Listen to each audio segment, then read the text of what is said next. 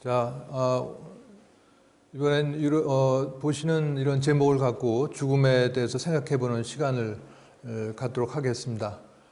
자, 우리 주변에는 뭐 죽음 따위는 자기는 전혀 두렵지 않다 이렇게 평소에 아주 담대한 자세를 보이는 사람들이 있는데, 그런 사람들도 본인이 말기암 진단을 받게 되면은 그렇게 대범했던 자세가 속절없이 무너지는 걸 자주 목격을 하게 됩니다. 또 어떤 분들은 뭐 그 미리부터 이렇게 걱정하느냐, 닥치면 그때그때 준비하면 되지, 지금 매일매일 열심히 살기만 하면 되는 거 아니야, 이렇게 얘기하신 분도 있는데 잘 몰라서 하는 얘기죠. 이 죽음이라고 하는 건 언제 닥칠지 모르기 때문에 이렇게 당하는 죽음을 되지 않으려면 평소에 준비를 하는 건 뭐 두말할 나위가 없겠습니다. 자, 우리가 뭐 모든 걸 다 준비하죠. 결혼도 준비하고 회사 입사하는 거, 또 학교 입학 졸업 다 준비하는데 죽음 100% 맞는 죽음은 절대로 준비하지 않은 건 참으로 이상한 일이라고 할 수가 있겠습니다. 자, 10여 년 전에 일간신문에 했던 기사입니다. 당시 모 대기업의 명예회장이 당시 85세 나이로 세상을 떠날 때가 가까워져 이분이 평소에 들지 않았던 궁금증이 들었다고 합니다.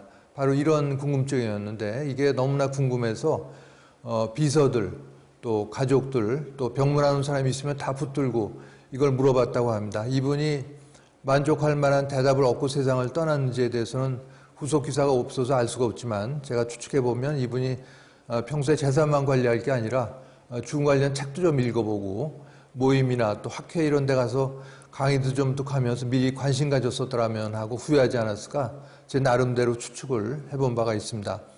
로마의 철학자 키케로는 지혜로운 사람에겐 삶 전체가 죽음에 대한 준비이다, 이런 말을 남긴 바도 있습니다. 자, 이거는 몇 년 전에 어떤 청중 한 분이 오늘 같은 이런 강의를 듣고 후기를 보내줬습니다. 왜 이런 죽음에 대한 강의를 들어왔는가? 아무래도 가야 할 길인데 가는 과정의 의미를 좀 더 새기고 종착역도 어렴풋이나마 짐작을 하고 들어갔으면 싶었다. 그래서 강의를 들어왔다는 거죠. 단순히 종교적인 접근 외에 무언가 실체에 대해서 좀 가까이 가보고 이성으로 이해하고 싶었기 때문에 이런 강의를 들어왔다, 그런 후기를 보내준 분이 있었습니다. 아까 말씀드렸던 재벌의 명예회장이 죽음에 임박해서야 헐레벌떡 죽음 뒤에 어떻게 되는가 이런 궁금증을 가진, 말하자면 당하는 죽음을 였다면은 이분은 건강할 때부터 이 죽음에 대해서 생각해보고 자신 나름대로의 죽음관을 갖고 노력했기 때문에 맞이하는 죽음의 모습이라고 볼 수가 있겠습니다.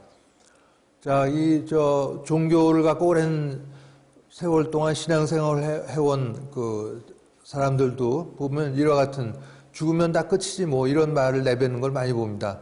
참으로 이상한 일이죠. 세계 고등 종교가 다 사후세계에 대해서 얘기를 하고 있음에도 불구하고, 그런 종교를 오랫동안 믿고 신앙생활을 해왔음에도 불구하고 머릿속에는 들어있을지 모르지만 이 사람의 마음 바탕에는 이렇게 죽으면 다 무의 심연으로 사라지는, 아무것도 없다는 이런 게 깊게 깔려있는 걸 알 수가 있습니다. 자, 이거는 이런 신앙생활 해오는 보통 사람들뿐만이 아니라 이 성직자들도 마찬가지인데요. 이거는 많은 분들이 신앙 가지면 다 되는 거 아니야 이렇게 얘기하신 분도 있는데, 이분을 보면은 꼭 그렇지 않을 수도 있겠다 이런 걸 얘기를 해줍니다.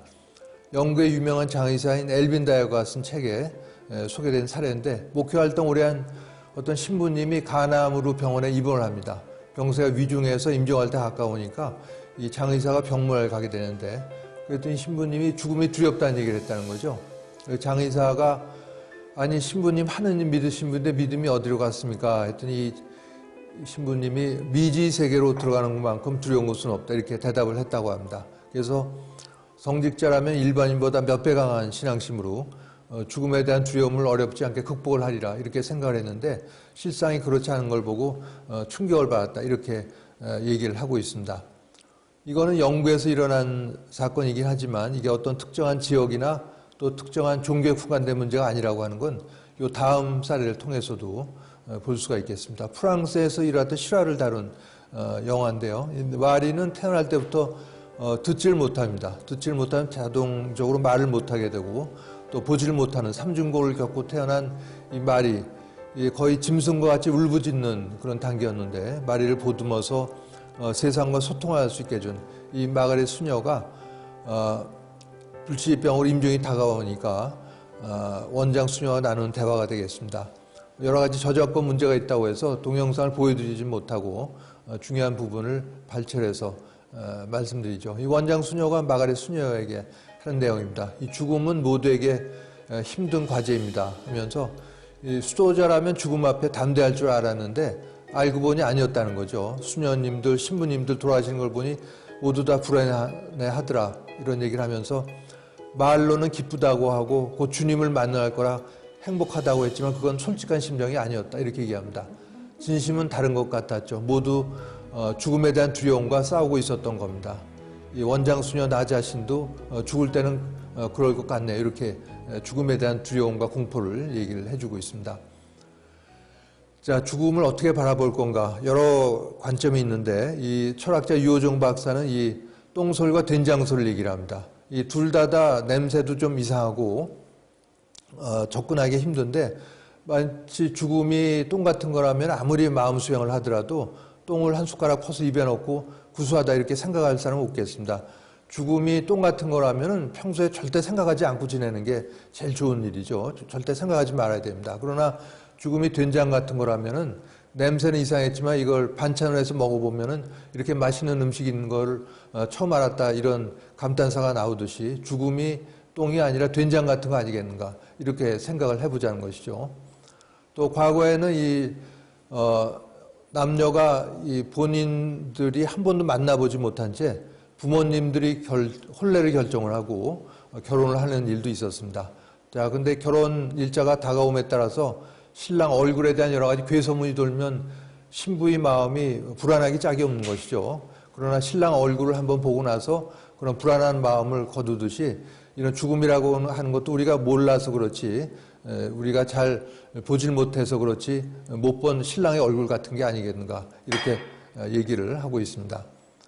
자, 3년 전에 그 종교계의 500주년을 맞는 해였었는데 이 종교계에 불을 지핀 분이 바로 마틴 루터죠. 루터는 워낙 성직자가 될 생각이 아니었고 워낙은 법률가가 되기 위해서 공부를 하고 있었다고 합니다. 근데 어느 날 밤 천둥번개 아주 크고 요란하게 치니까 루터가 너무나 무서운 나머지 신에게 서약을 합니다. 오늘 밤 날 살려주면 반드시 신을 섬기는 사제가 되겠다. 그런데 무사히 날이 밝자 아버지의 반대를 무릅쓰고 집을 나와서 수도원에 들어가서 신부가 됩니다. 500년 전이었으니까 뭐 이렇게 생각한 것도 그 무리가 아니겠습니다. 그러나 오늘날 천둥 번개 아무리 크고 무섭게 치더라도 이걸 하늘이나 신의 노여움을 생각할 수 없습니다. 이건 그냥 자연현상이고 더 이상 두려움의 대상이 아닌 것과 마찬가지로 우리가 죽음에 대해서도 잘 모를 때 이런 두려움과 불안, 공포를 크게 느끼겠지만 인간의 죽어감이나 또 죽음, 더 나아가서 구호에 대해서 어느 정도 파악하게 되면은 그런 두려움에서 벗어날 수 있는 것과 같은 이치다. 이렇게 비유를 해볼 수가 있겠습니다.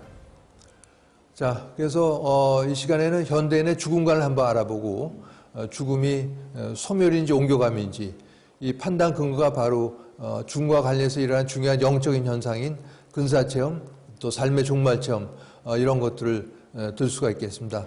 또 끝으로 훌륭한 마무리에 대한 사례, 또 그렇지 못한 사례, 훌륭한 마무리를 하는 법 이런 순으로 알아보도록 하겠습니다.